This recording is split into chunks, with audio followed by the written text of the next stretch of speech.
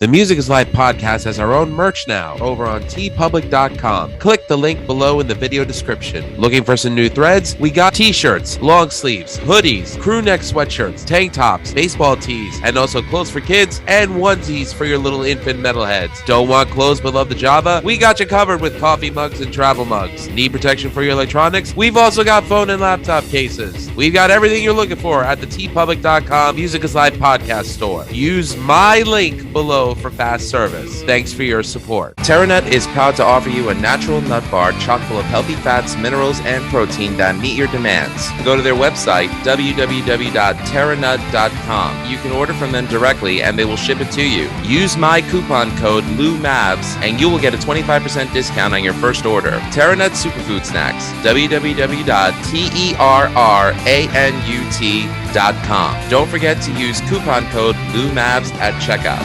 Fuel your life. Looking for some new podcasts to listen to? Well, look no further than the Ratsaw Review Network.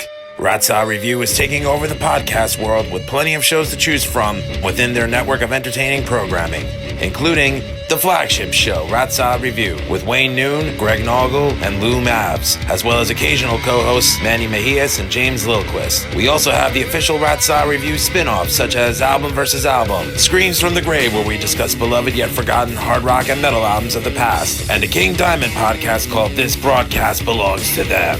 We've also got Old Man Metal's Musings, the Metal Thrashing Nerd podcast with Metal Thrashing Mike, the Timo Tolkki podcast featuring Stradivarius and Avalon founding member Timo Tolkki, the BS Sessions with Mark and Jerry, Just the Cheese Please, a podcast dedicated to cheesy films of the 1980s with Tara J. and Adam, and the Music is Live podcast with Lou Mavs. The Ratsaw Review Network is your go-to one-stop shop for the best podcasts out there today. Go to ratsawreview.com for more info, and to find out where you can find, follow, subscribe, and comment on YouTube, Facebook, Instagram, TikTok, Twitter, and all streaming platforms. The Ratsaw Review Network. We're taking over. Hey everyone, hope you're having a great day. Thanks for watching Music is Live podcast on my channel or on the Ratsaw Review channel. Couple of questions I've been asked. The primary one being, where the hell have you been? I realize it's been a very long time since my last original episode. I did do the episode with Brian Tatler of Diamond Head, but that was specifically for Ratsaw Review that I thought people who subscribe to my channel would like to watch. So what have I been doing for the past couple of months? Well, a couple of things. Number one, my dog, Wishes, was unfortunately diagnosed with anal gland carcinoma.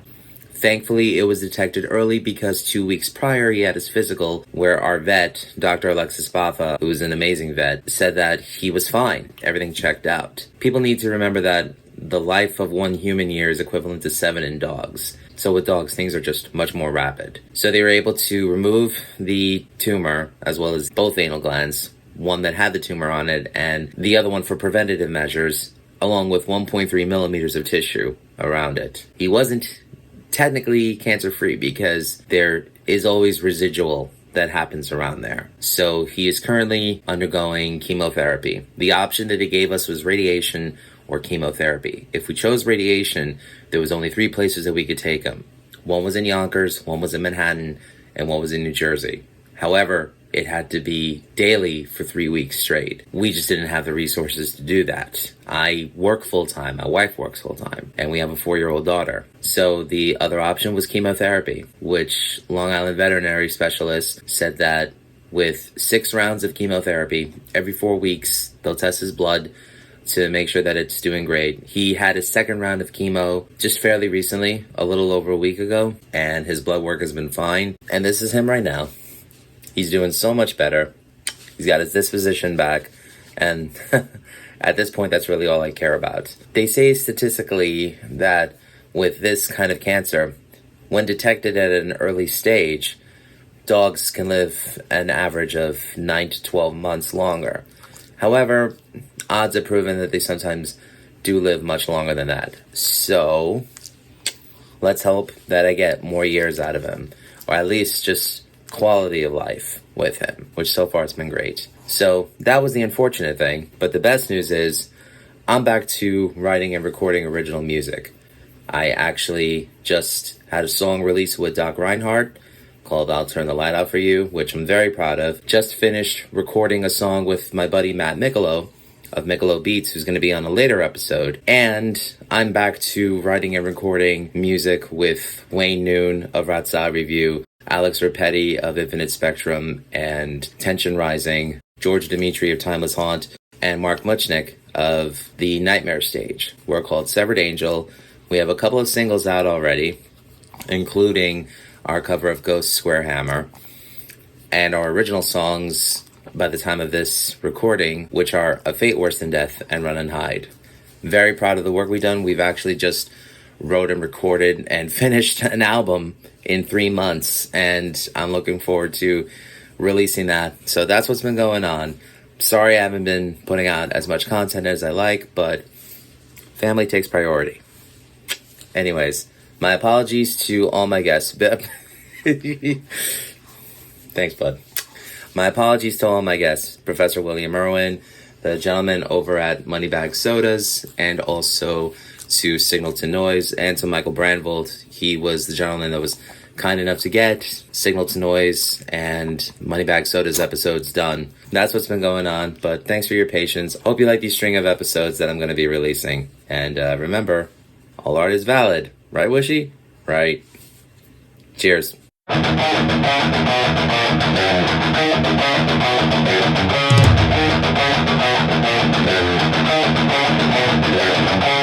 are ready and waiting for you now. If it's a fight that you deceive, we've acquired our strength through pain. No more are we pathetic game. You are the reason why we claim that we've all become this way. And I regret this prison that I've created for myself. Who can it be? Who makes us cry? Won't save us from ourselves. I close my eyes and then I pray that revenge can be as sweet as it sounds. We are the rebels that force from your hate as you play out. Someone want to fight with you, to argue to, or make the love yell. My heart still beats, my eyes still cry, and I can't forgive you for this.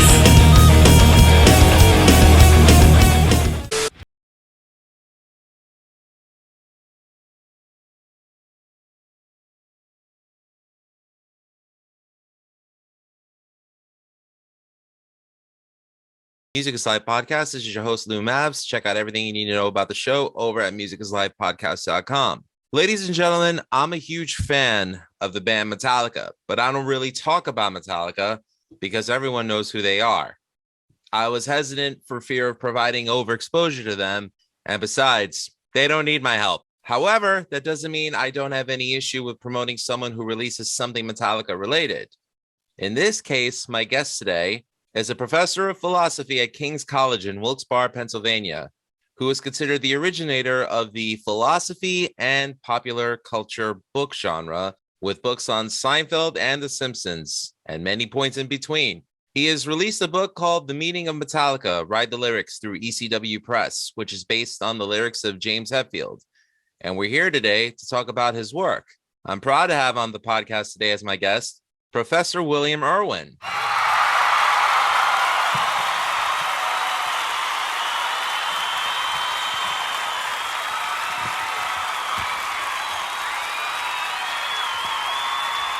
Hey, thanks for having me on, Lou. It's a pleasure to be speaking with you, and please call me Bill. Will do. All right, Bill, thank you. First time I think I've ever been allowed to call a professor by their first name. Take that, St. John's University. Right. How you doing today? I'm doing great, yeah. June in Pennsylvania, where I am, is beautiful. Awesome. I'll actually be visiting Pennsylvania this summer. My daughter wants to go to Dutch Wonderland again, so we'll probably take a vacation out there. Yeah, I was there with my kids when they were young. They're 18 and 16 now. we might even go back just to hit the Waffle buffets House. Yeah, and the Waffle House is awesome too. Yeah, right. Very cool. You've already been interviewed by Wayne Noon, my partner over at Rat Salad Review. Rat Salad and Wayne and Manny was on the podcast as well that day. Yeah, Manny was actually the one who recommended your book. Cool. We had a kick out of it. Wayne mentioned to me that you were interested in talking with other podcasts, and he brought the opportunity to me. And the point of the show, Music is Life, is to talk about music, its impact on people, how much we enjoy it, and just all facets of it. I've had people from various parts of within and without of the industry, whether they're people in fashion or people in photography. You're actually my first professor, so that's pretty cool. All right, cool. And I was listening to the episode in defense of Peter Steele, which I thought was a lot of fun. Someone listens to my show. What'd you think of that? Yeah, it was great. I lost track of things with what was going on in that world after his death, and I didn't even realize that there was Carnivore AD. Is that the name of the band now? Carnivore AD is the tribute band that my friend Baron Mizuraka is the vocalist and bassist for. Basically, playing the music of Carnivore, which was Pete's band before Typo Negative, to the masses pretty much. And it's been getting a great response. There's been a demand for Pete's music, especially in Europe. And they actually just played a summer metal concert series in upstate New York alongside Exodus and Voivod of all bands. So very cool. Really happy for Baron. And, there was always the misconception that Pete was, misogynist or male chauvinist or racist, and he wasn't any of those things, so. No, I thought you did a great job with Baron of clearing that kind of stuff up. It was really good to hear. Thank you. I mean, I've read articles and interviews with Pete in the past before, but the problem is it's like, and you as a professor, you've experienced this where, sometimes people are so engulfed in what they've been told to believe or kind of what they've been spoon-fed that sometimes if something breaks their narrative, it's hard for them to take. So they just deny it. Cognitive dissonance, I guess you can call it. That's right. It's very hard for people to break out or to have that narrative.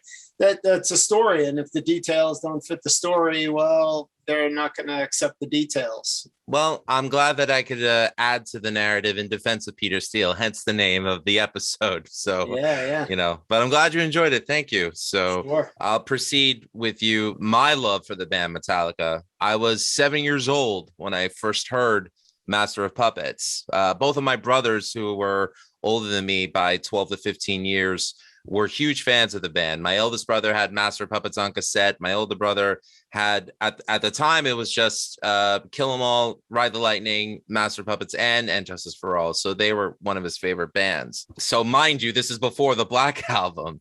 At first, I loved Metallica because it was fast, loud, hard, and exciting. But I have to admit, it wasn't until I was about 11 or 12 years old when I first heard Dyer's Eve. By the time I was kind of old enough to understand what he was saying, what the lyrics were about, I really engulfed myself in what he was singing. Not to say that I came from a troubled home, but to hear what he was singing about and for it to like just smack you in the face, like it make that kind of impact. I'm sure a lot of people from my generation and younger can even relate to the lyrical content, especially with a song like Dyer's Eve. What was it about Metallica that drew your interest to write a book about them? Yeah, well, I've been almost a lifelong fan. I'm a bit older than you. I'm 52. And so you look great. Yeah, right. My first contact with the band or exposure was 1984. Ride the Lightning was a relatively new album, and my buddy Joe, Beavis to my Butthead or Butthead to my Beavis or whatever, had a copy of the album. And as we did back in the day, he made a cassette tape of it for me. And, like you say, it's not only harder and faster and heavier than anything else that was going on that I was aware of at that time, but it was also deeper. And aside from being a kind of, aspiring Beavis or Butthead before there were such people or characters, I also had my sort of emo tendencies and intellectual or pseudo-intellectual tendencies. And so the first song to really speak to me was Fade to Black, which really spoke, listeners will probably know it's a song about suicide, and it really spoke to my feelings of angst and alienation and despair and all that kind of thing. And right from the beginning, like so many other listeners and fans, I found that to be a song of hope rather than one that was encouraging to indulge the negative or to go all the way to the reaction of self-harm. So that's where it came in for me. That's a pretty detailed answer. And yeah, I guess in terms of timeline, when I was old enough to understand the lyrics, Fade to Black, it wasn't until the death of, I should say the suicide of Kurt Cobain, where it's like when I kind of put idea to thought. And I remember when his note was read on MTV. And it's funny because I remember this because it was so cryptic. Right after that, I turned the radio on, and Q104.3, which is at the time was a hard rock station in New York, was playing Fade to Black.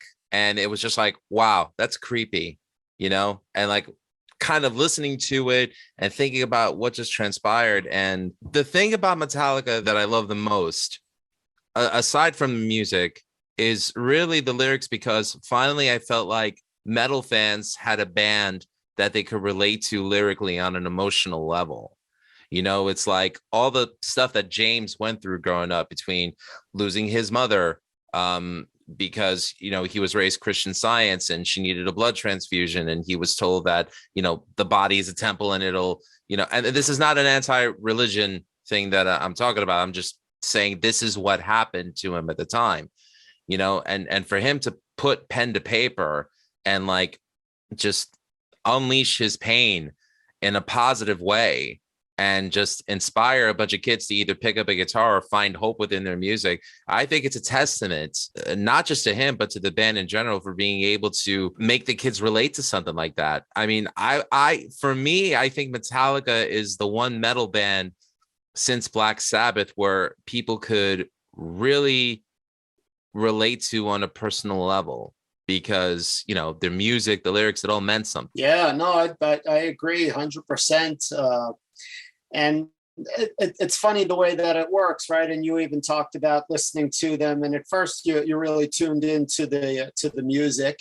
And for some people, the instrumentation and the heavy music is fine, right? That's all that they need.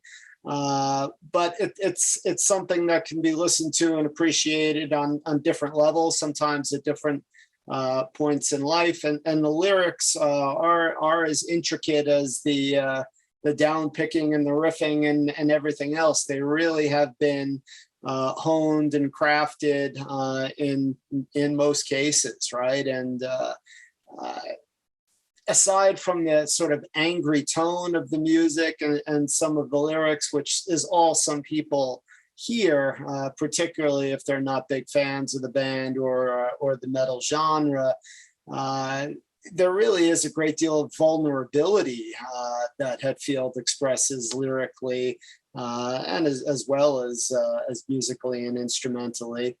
And Fade to Black, of course, was a song that he didn't write out of a feeling of suicidal despair himself. The story behind it goes that some gear had been stolen, and it was kind of a real emotional low point. And what he did was use that kind of down emotion to tap into the feeling of what it would be like to be in the mindset of a suicidal person. And this is what great artists do, whether they're poets, lyric writers, actors, they tap into it and they create their art from it. And the song has just always been very important to me. And it was very good to see, actually, just in a recent concert back in Boston a couple of weeks ago, that in bringing the song out for the concert audience, Hetfield talked about struggling, and he wasn't necessarily, I don't think, talking about struggling with suicide himself, although who knows. But he talked about how he struggles every day. I mean, part of his struggle, of course, is with addiction and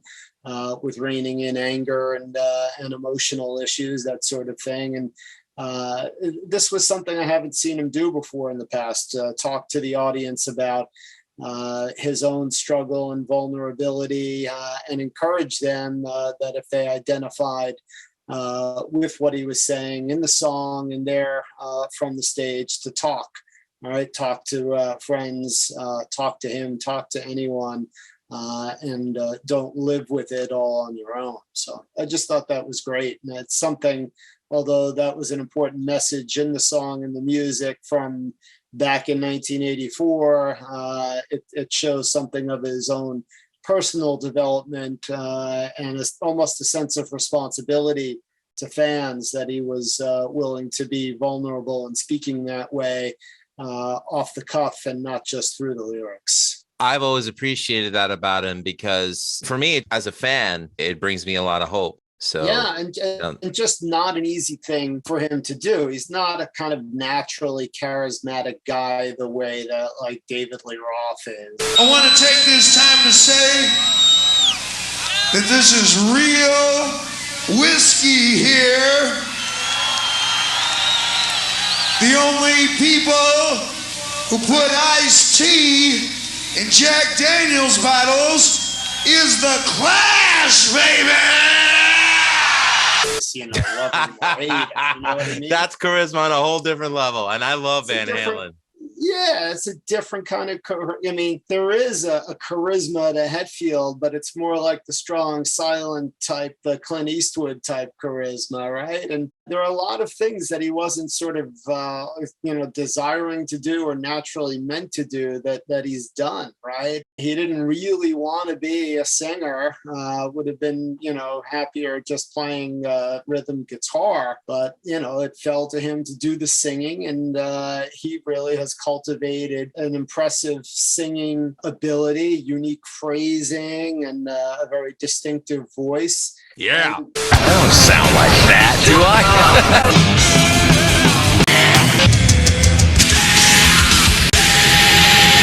Oh yeah! Oh yeah! I guess I do.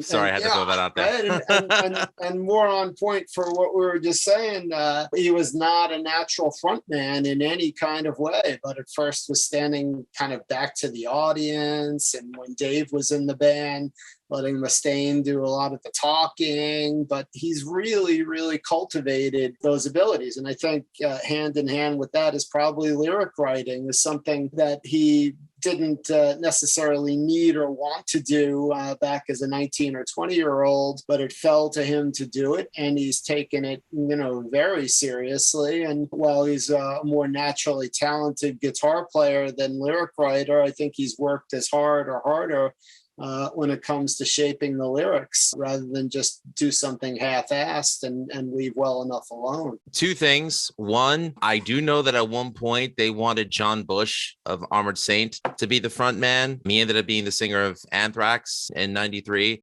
I'm a huge Armored Saint fan, and I would have loved to have heard Metallica with John Bush on vocals. So I'm glad that at their 30th anniversary concerts, he came out and did Four Horsemen with them. I mean, he just killed it. One last man, always blow, better raise your ears.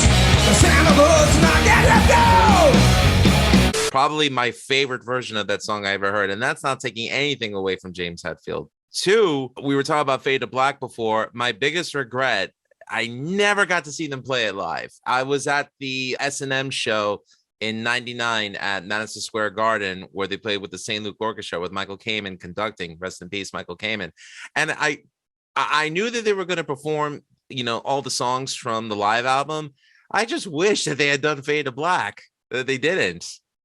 Yeah, I was so shocked. That would have been great with the symphony orchestra. Would have lent itself well to orchestration. Yeah. I mean, it in itself is a classical piece with distorted guitars. It really is. Yeah. But I mean, Metallica's got so many great songs to choose from. They can't play everything. It's completely understandable. And I realized that the casual fan knows the Black Album. So, of course, a lot of the material in their live shows have to come from that. And that's okay. We have the music that they released prior to that. We could put that on whenever we want. And Metallica's one thing I love about them is the fact that they actually post on their YouTube channel a bunch of videos of, you know, not just their popular songs, but even their rare songs that the Met Club films. Right. You know, they really are people's band. That's right. And then Fade to Black is back in the set list. That they've been playing it, and people should check out the Boston recording that has him speaking about his struggle from the stage. That really is, I think, pretty moving. Definitely. Hey, Boston.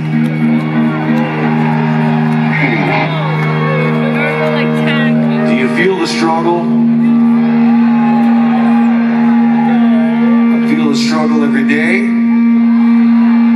And if you identify with that, you're not alone. Talk to your friends, all right? Really. Talk to your friends, your family, whoever. Talk to me right now. So about you as an author, you know, social commentary on pop culture, it's not a new thing. Growing up in the 80s, I remember watching the television and seeing the PMRC trials, which is what led to the recording industry putting parental advisory stickers on albums. I remember the Bible Belt burning metal records. I remember people accusing Kiss of Satanism when all their songs were about getting laid, people. There was nothing satanic about it. I could keep going, but you've made part of your career on interpreting elements of pop culture and breaking it down to the most common denominator on its resonance with people across all cultures. Definitely something that was never really tapped into until you touched on it. What would you say was the impetus for you writing your books on capturing the philosophy of so many fandoms, from Metallica to Star Wars to Harry Potter to South Park? Yeah, thanks for the question. So I teach at a small college in Pennsylvania, and we have required philosophy classes. So I have a lot of captive audience members. Back in the late 90s, when I first started teaching there, Seinfeld was just the biggest show on television. And, you know, it was the days before pop culture was so dispersed that, you know, there were all these little silos of fandoms. Back then, Seinfeld, and then likewise The Simpsons shortly thereafter in particular, were just known by everyone.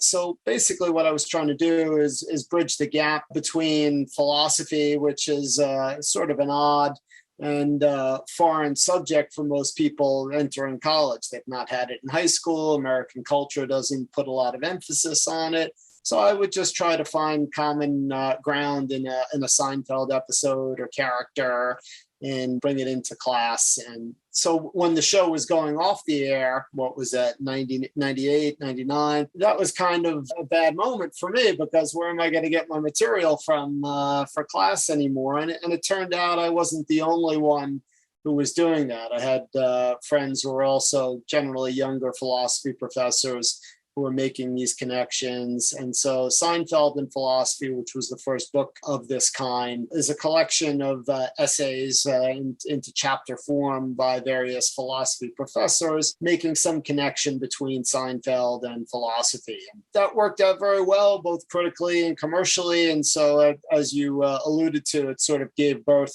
to a whole series of books, The Simpsons in Philosophy, The Matrix in Philosophy, Star Wars and philosophy, Harry Potter and philosophy. We keep going. I did a Metallica and philosophy at one point, and that was likewise an edited collection with a whole bunch of contributing authors. This new book, though, that we're referencing in particular today, The Meaning of Metallica, is the first book that focuses just singly on the lyrics of Metallica, and this one I'm the sole author behind. But it just seems to me there's lots of intelligent things going on in lots of pop culture, be it song lyrics, movies, television shows. It's worth paying attention to. And lots of times the fandoms are aware of and really value what's going on in terms of the ideas and the intellectual content in whatever they are, songs, video games, movies, television shows, etc. I also want to put over the fact that you've written books on socioeconomic political themes, as well as religion, including God is a Question, Not an Answer, Finding Common Ground in Our Uncertainty, and The Free Market Existentialist, Capitalism Without Consumerism. Now, I haven't read those books, but those are two topics that I have interest in my personal life. But I never discuss those topics on the podcast because for two reasons. Number one, I don't think it's my role in life because this is a music podcast, so I try to keep it separate. Also, I don't want to add to the culture war. I'm perfectly happy with my state as a podcast host, but I'm intrigued in reading them. With things today being as they are, and this is probably the first time I'll ever ask a question like this and the last time, but with things today being as they are, from arguments over political ideology, clashes over what capitalism is as opposed to what people claim it is, Supreme Court decisions that have people in an uproar, and the idea of faith versus religion because there is a difference. Has it led more room for you to want to write more about the subject and go deeper into these studies, or, have more discussions with even more subject matter experts? Yeah, right. So thanks for the reference to those books as well. I have I dig deep. A couple of different hats that I wear. Yeah, I mean, I appreciate your avoiding the minefields of religion and politics and keeping the focus on music with your podcast. But I mean, these are subjects that everybody cares about in one way or another. But the problem tends to be that we kind of silo ourselves in with one point of view or another and look for narratives that support it.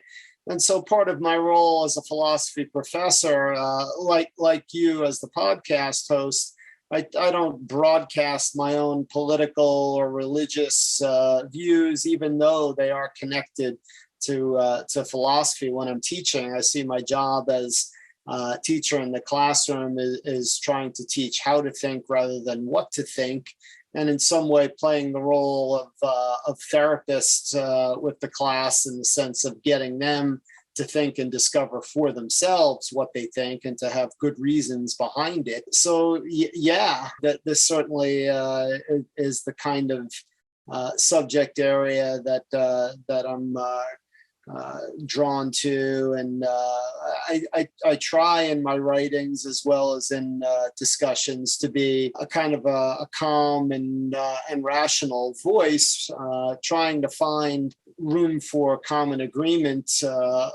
between sides, like the book that you mentioned, that the God is a Question book, is basically trying to highlight room for uncertainty on either side of the issues relating to the existence of God, and find common ground, as the subtitle mentions. I like it when people are more open to finding things out rather than dictating to you, no, this never happened. For example, I just recently took my daughter to a dinosaur exhibit. And she thought the dinosaurs were real because they were moving, but she didn't realize they were animatronics. But to be able to open that up to her so she could see that, no, these actually existed at one point. I mean, to see the sense of wonder in her eyes was really cool. And, I think it's good to ask questions. I think it's good to have wonderment about things because it leaves you open to kind of expanding your own thing. And I don't mean using hallucinogenics to get there, people. I'm just saying, do some research, look it up for yourself. Read a book. Read one of Professor William Irwin's books. Oh, yeah! Shameless plug. Yeah, that's it. So, I mean, I agree that it's been said that philosophy begins in wonder. And I love the story of your daughter, right? I mean, if we can keep those childlike views and open eyes, we're much better off, in a sense of humility in recognizing that we may have degrees of confidence in beliefs, but we need to be open to revision and the possibility of being wrong, and just find some wonder in the wide world, and doing some digging into our history and into our culture. It's definitely enlightening talking to a child and seeing their wonderment about the world, as opposed to dealing with a cynical adult who's already made up their mind and just such a downer, Yeah. I've learned that from being a father. Are there any parts of pop culture that you haven't touched yet with your books that you'd eventually like to, or are there any parts that you'd like to revisit, especially now with Star Wars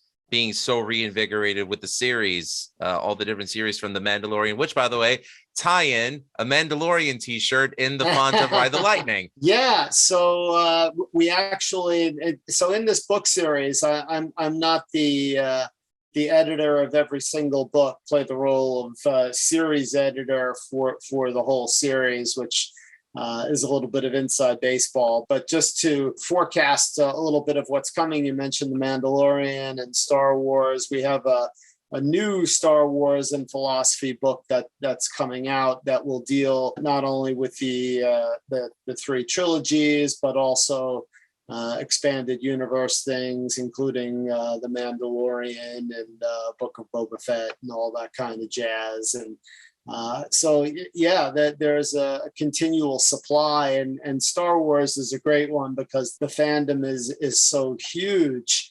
You ask about things that I'd like to see covered.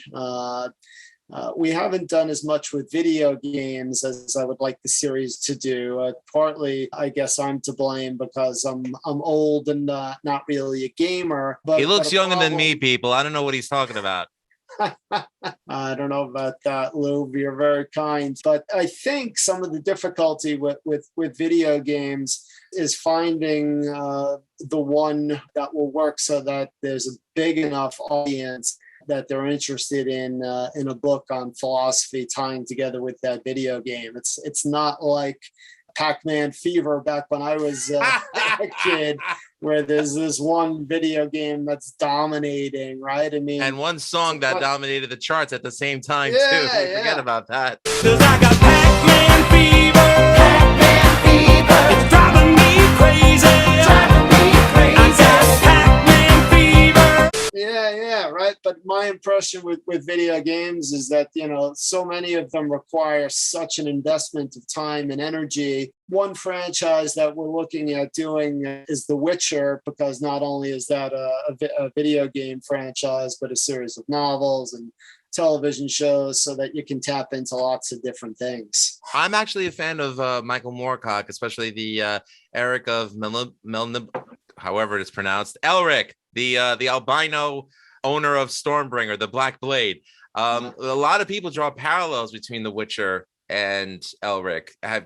Have you noticed any, you think? Oh, I'm not well enough informed to give a great opinion there, but it does seem sort of set up to make that comparison. All right, I'll start watching The Witcher. You start reading Elric. We're good. All right.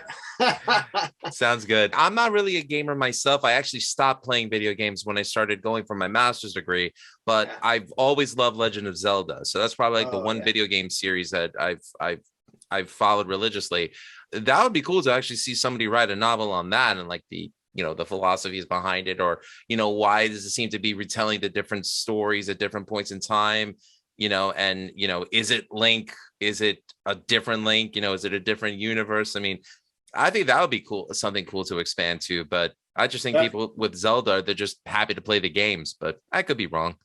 Yeah, it's a matter of finding the right audience, as all things are. But yeah, Zelda right, Zelda, I think, is continuing too, right? Is there a new iteration of it? Oh, I haven't bought a Nintendo system since the Wii. Yeah. So now being a full-time dad and a full-time worker, there's no video games. I know, you have to cut something out, right? Pretty much. Oh, woe to me. What would you say was the greatest finding about your digging into the lyrics of Metallica? And what would you say it says about James Hetfield, or even Metallica fans? What would you say it says about them? Well, I mentioned before the vulnerability, which didn't surprise me. Just in terms of actual surprise and talking about vulnerability, I mean, Metallica is certainly not known for their love songs, right?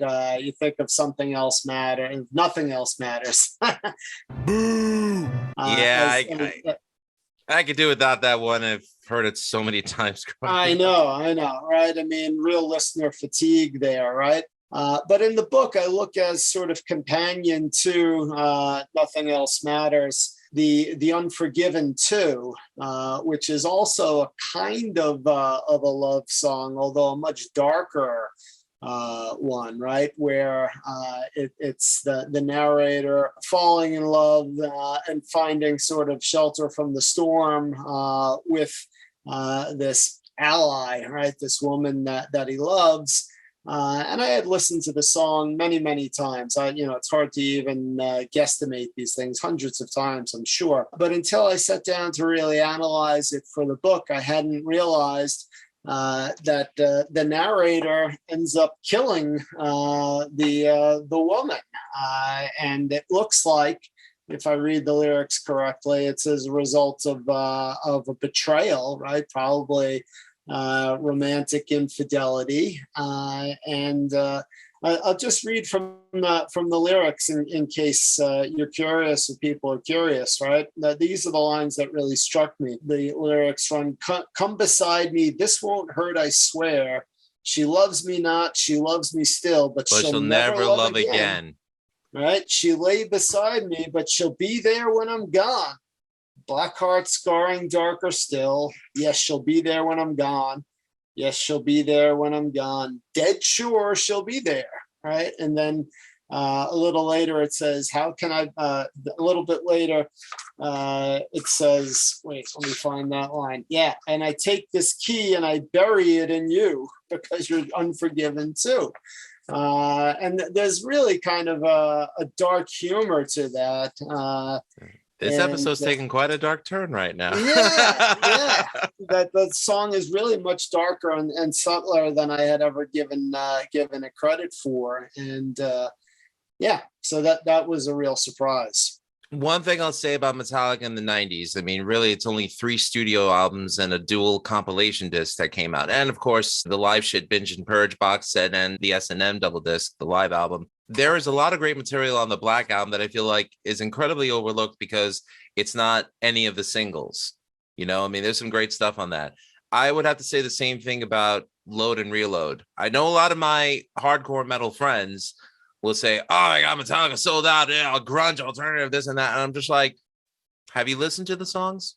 Yeah. I mean, I can remember Bleeding Me, Hit Me, that song, Outlaw Torn. Those songs hit me at a point in life when it was relevant to what was happening in my life at the time. I would have to say that maybe not as metal songwriters, but as songwriters in general, as lyricists, I mean, there's definite maturity there. I mean, James Hetfield at 30 is not the same James Hetfield at 19 years old. No, so you have to accept growth.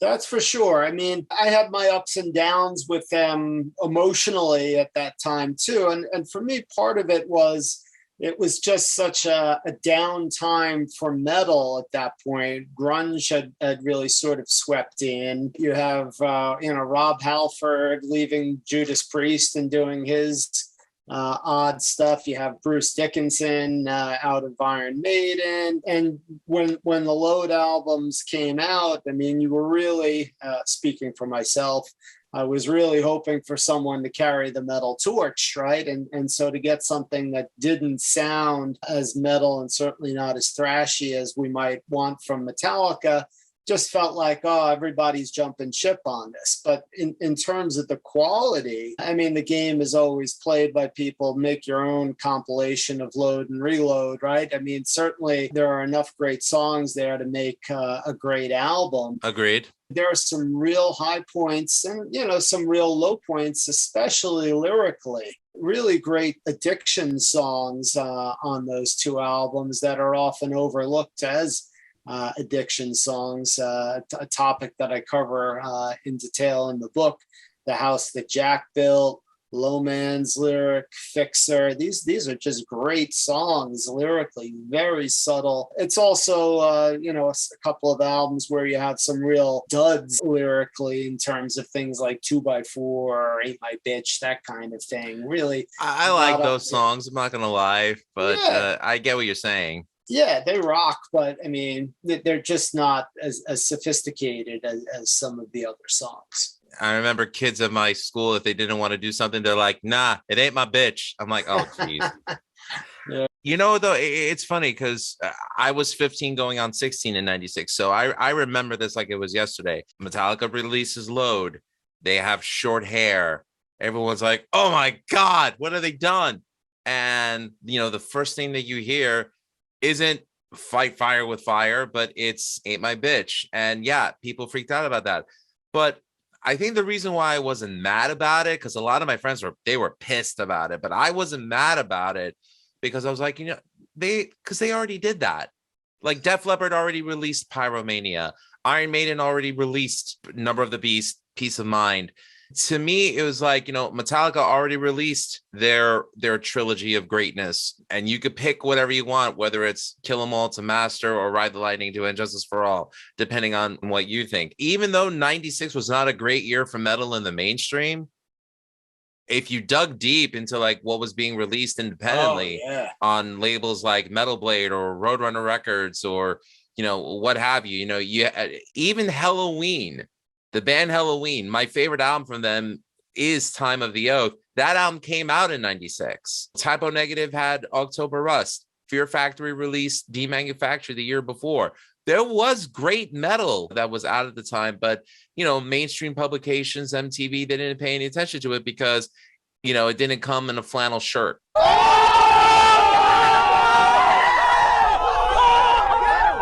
No, that's absolutely right. Looking back on that time, I'm about 10 years older than you, right? So I'm 26, 27 when Load and Reload are coming out. And in a way, I was just too old to discover newer music. But there was, even the bands you mentioned are relatively mainstream. But in death metal and black metal, which I've just never really been able to get into myself, despite trying, I mean, there was great stuff going on at the time in those genres, but you just didn't know about it unless you were a hardcore fan seeking it out.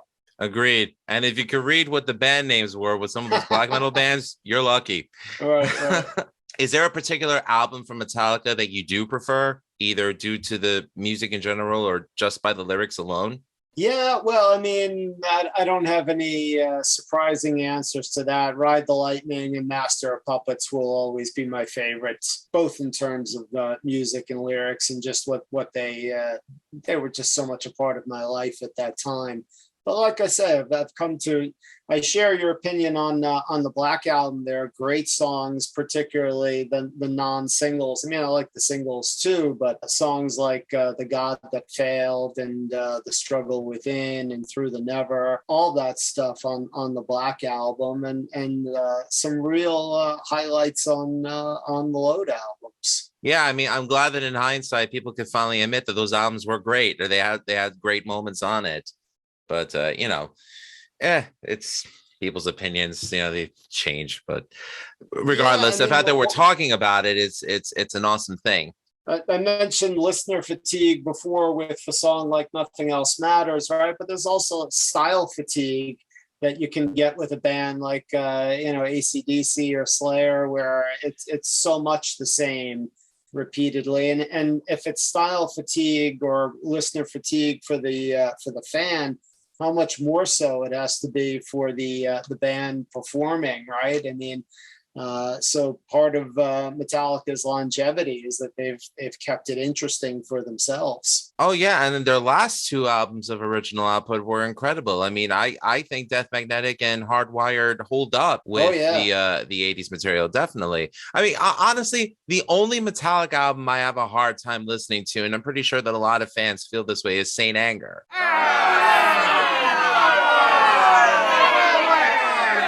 Just because, where are Kirk's solos? Why is the production so bad? And I get it. At that point in their life, James had just come out of rehab. Everything is documented in some kind of monster. I will say this, to be talking with somebody who's in academia, especially in the realm of philosophy, is one thing, that we can have this conversation and we can have opinions on it and we could, dig deep into it. But I remember, if you ask me who the biggest villain was for Metallica or even of Metallica at the time, And I'm not going to say it was Lars. I actually agreed with him when it came to battling Napster over copyright. And I'm not going to say it was Jason for quitting. I'm not going to say it was James for going to rehab and setting set times that Metallica would work on the album. No, I would have to say it was Phil Toll. You fucking suck! Yeah. Forget Phil, right? Yeah. I mean, Saint Anger, it's funny, right? I mean, I've spoken to lots of fans trying to get input and have discussions and that sort of thing. And there are, as you're probably aware, Lou, there are fans for whom that's their favorite album. And I've yet to meet one. yeah, no, they are out there. And I mean, a lot of the time, it's like you spoke about the Load albums coming out when you're in high school. If Saint Anger came out when you were in high school and that was the first album from Metallica that you heard and you bought it with your own money and you played it 1,000 times, I can see how that happens. There's something really formative emotionally about those times. And Timeline is everything. Yeah. And some of those songs, for instance, Metallica is playing as we speak now some European shows, and they've added to the set list Dirty Window, which is actually a song with some really good lyrics, very self-reflective. Am I who I think I am? I drink from the cup of denial, judging the world from my throne. Nice connection there in a way with King Nothing, another sort of song of self-reflection that's in there. And they've done a good job, I think, with the acoustic and symphony versions of All Within My Hands. There are some things to listen to there. Although I agree with you, I find it hard to try to sit down and listen to the whole album all the way through. It just is sort of punishing in terms of its production and lack of solos, etc. But there are some gems even there to be plucked. I'll have to give it another look, but yeah, all right. I mentioned that there's a lot of songs on the Black Album that I feel are overlooked. Which song would you say is probably their most overlooked? Yeah, so in terms of a neglected song, maybe it's not quite as neglected anymore, but Fixer finally got a live performance at the 40th anniversary shows back in whenever that was, December, I think. And it's just a great song, an album closer. And it's a song that nicely illustrates something that Metallica has done very well. And that is, even when they seem to be treading on a cliche, they don't quite go there, right? So you could think of a song like of Wolf and Man, which could just turn into, I love Ozzy, don't get me wrong, but it could turn into Bark at the Moon, just basically a werewolf song.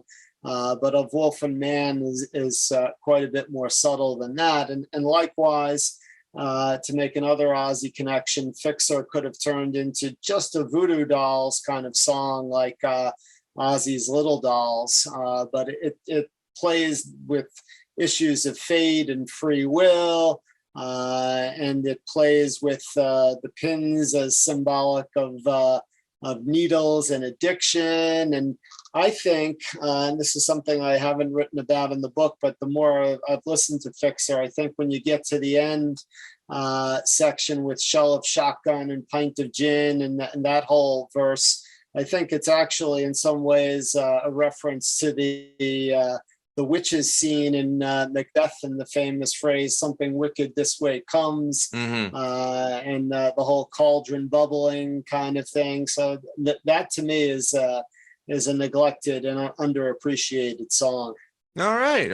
Thank you for sharing that. Have you noticed student engagement and enrollment increasing for your classes because you've become the philosopher who dissects pop culture? Well, there is some of that, I guess. I've been doing it for long enough that it's sort of taken for granted and maybe baked into my reputation as a teacher.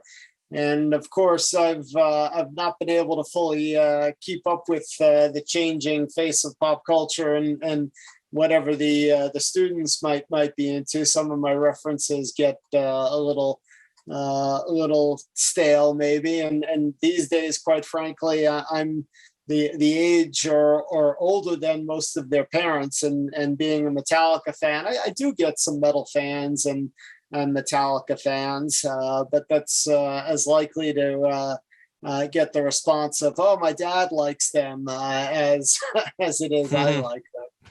Funny story. So when Death Magnetic came out, I remember first day purchase and just listening to the album religiously, and they announced the tour. And around me, they were coming to the Nassau Coliseum, which where I live is not that far from my house, which is perfect because I could just drive there, park my car in, go and enjoy the concert. And this is in 2008. And my wife and her sisters are not metal fans at all. I think the hardest music my wife listens to is either, Def Leppard's Hysteria or Whitesnake's '87 release. So just to give everyone out there some context, and her sister Cassandra, who I love dearly, when Erin, my wife, when she purchased me a Metallica concert ticket for Christmas that year, the question Cassandra asked me was, "Is Metallica still relevant?" What? I'm like, "What the hell are you talking about? Still relevant?" Yeah. No, that's right. And I mean, well, that in a way that kind of was a genuine question at the time, because that was the question I think that album answered. Are they still relevant? I mean, I think that was one of the great comeback albums of all time that showed that they were still relevant, that they could still do it, and people still should care. Yeah, to quote Gene Simmons, they came for your girlfriend, your mother, and your sister. So, I would say yes. Yeah. What would you say has been the most rewarding part of your journey as an author? Well, I mean, the most rewarding thing for me is just connecting with readers and listeners. So in the book, and I'll issue the invitation here as well, I give my email address and my Twitter handle in the book, and I'm always glad to hear from people who've read or have listened to a podcast. And so I think of a book as a conversation starter, as well as not a conversation ender, right? And so I'm not Stephen King, who can't respond to all of the contacts that he get. I tell people, you read the book or you hear me on a podcast, and you have something to say, you agree, you disagree, you like, you dislike, send me an email or DM me on Twitter, and I'll be glad to respond and glad to have a conversation. So that's what I find rewarding, because the book itself, it's nice to see it sitting there on the shelf, but it's really the interaction with the reader and with the listener.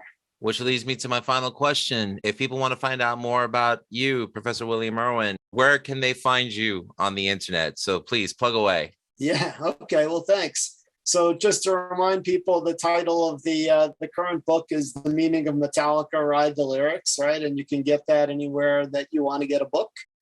Big website that starts with an A, or another one that's initials B and N, or bookstore near you, or wherever. If you just Google my name, which is William Irwin, IRWIN, you'll come upon my webpage connected with my college, King's College in Pennsylvania. My name, William Irwin @kings.edu, is my email address. Feel free to email me. I'm @WilliamIrwin38 on Twitter.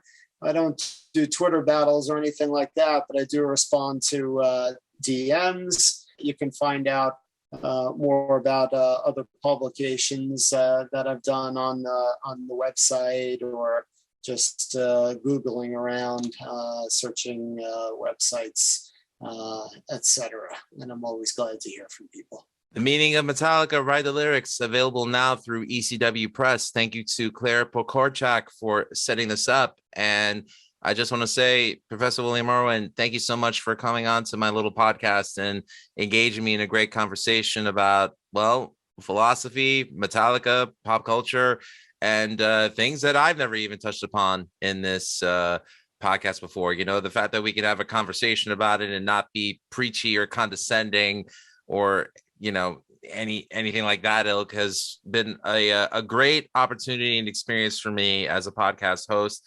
And I'm just very grateful and appreciative for your time. Thank you so much. Yeah, thanks for having me, Lou. Keep up the great work, and look forward to hearing more from you in the future. Thank you so much. If you want to find out more about the Music is Live podcast, check us out over at musicislivepodcast.com. However, the site is currently going through changes, which means I haven't upgraded it yet. So go ahead and check out my link tree, which is Music is Live Podcast. And also don't forget to check out our parent network, ratsareview.com. Once again, Professor William Irwin, thanks again for coming by. And remember, all art is valid. Cheers.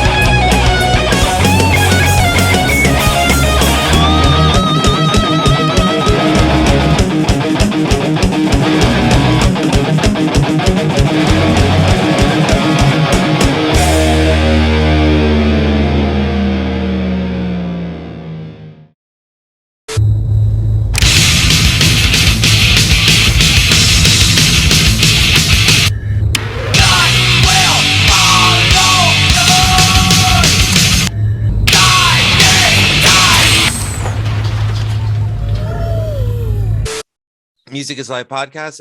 Let me do it again. Sorry, I was in mid gulp. 3, 2, 1.